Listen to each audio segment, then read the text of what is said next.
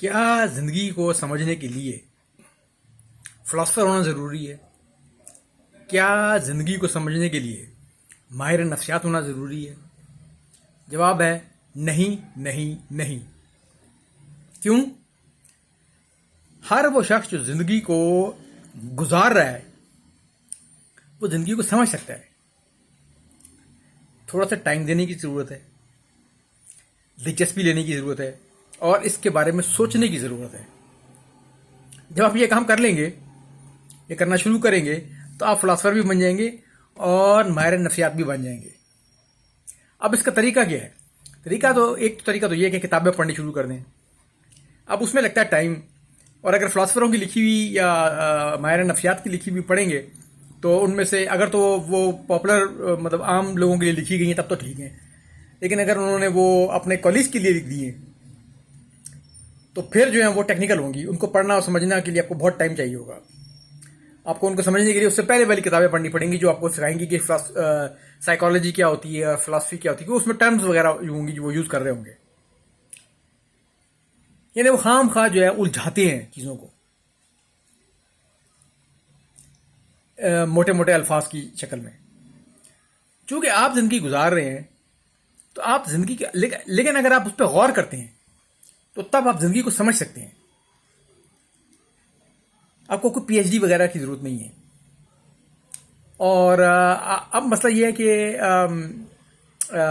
अगर और कोई इसके बारे में कुछ आइडियाज वगैरह चाहिए तो आपको मिल जाएंगे, यूट्यूब पे मिल जाएंगे, बहुत सारे वीडियोस आप देख सकते हैं।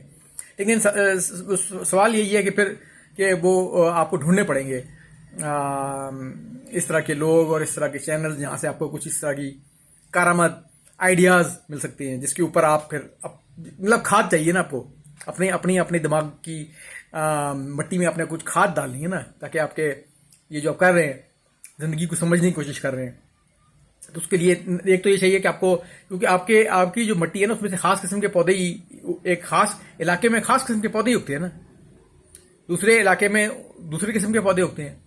सो आपको वो वाले आइडियाज भी चाहिए जो आपके पास नहीं आ रहे। जहां तक आप अब हर चीज तो आप जिंदगी की हर हिस्से तक तो नहीं पहुंच सकते, बहुत मुश्किल है तजर्बे तक।